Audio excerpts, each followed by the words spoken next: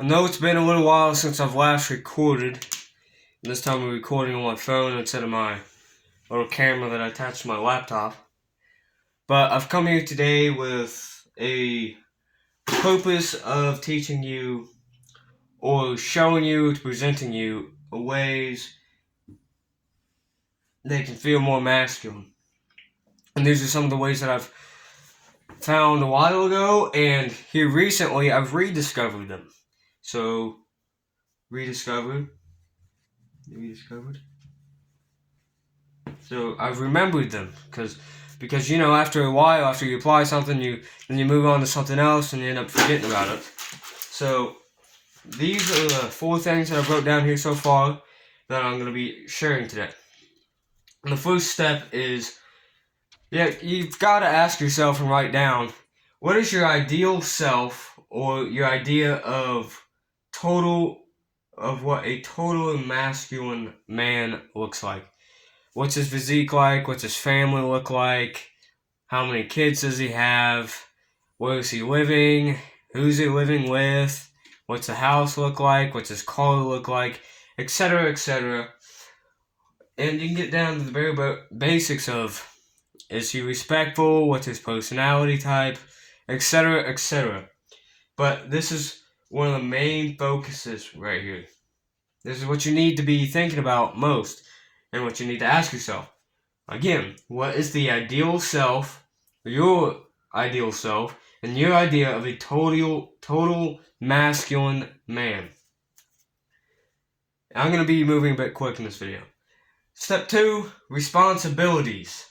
You need to acquire a job, some sort of work, you need to adopt exercise, and if you can't get these, or they're not already a clear point in your life that you can get, you need to create them. You need to create opportunities where you can get a job, where you can get work, where you can exercise, which you can exercise anywhere, inside of a jail cell, in your basement, in your house, at a gym, etc.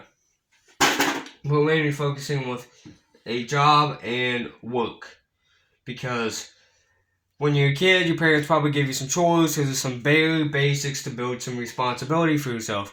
But there's only so much that your parents can do, right? So you've got to get out there yourself and create these opportunities. Search for more responsibility. Obviously,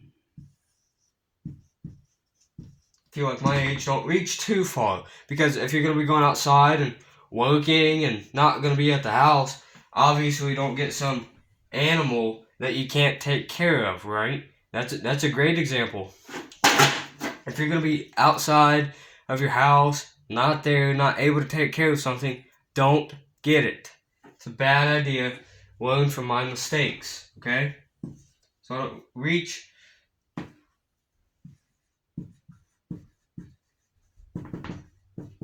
responsibly. That's what I mean with this.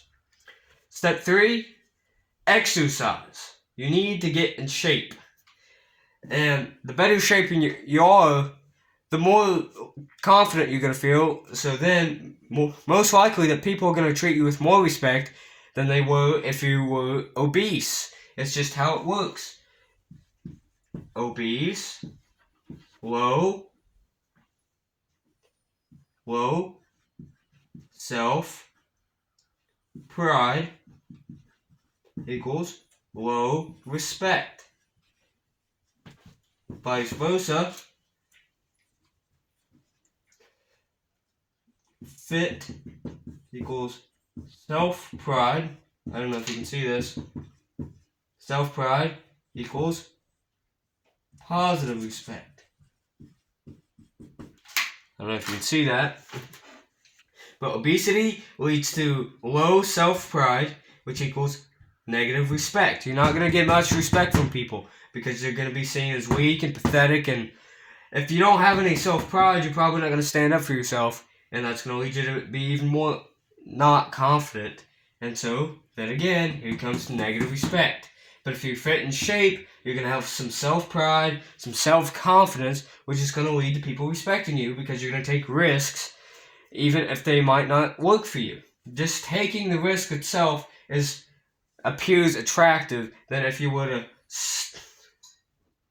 if you're making $20,000 a year at this job, and you could take the opportunity. It's a big risk. You might not get it, and you're probably not going to get it, but you could get it. If you're the guy who doesn't take the risk to the $20,000 a year to $50,000 a year, you're going to appear less attractive than the guy who takes the risk, and then he's going to appear more attractive, even if he doesn't get the job. Let's get back to the point. You need to exercise because it gets you respect, and respect, confidence, respect. It all ties into each other. Step 4 is morals and principles, which ties back to what is your ideal self. How much disrespect do you take? You shouldn't take any. You need to stand up for yourself. And I've come into a huge problem in my life lately. Not from the people around me, but from a certain person who's done something. And I had to find a way to stand up to it. And I did. I had to be a man about it. I knew it was going to feel very uncomfortable. I didn't want to do it, but I had to in order to overcome the uncomfort. That's another thing. If you want to feel more masculine,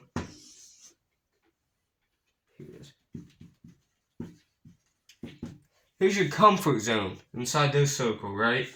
Here's outside your comfort zone. You are here. You need to be reaching outside of the circle at all times of possibility.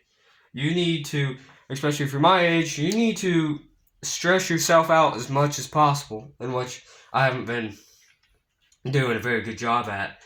And I'm not saying to sleep deprive yourself or something, but you shouldn't be getting perfect sleep.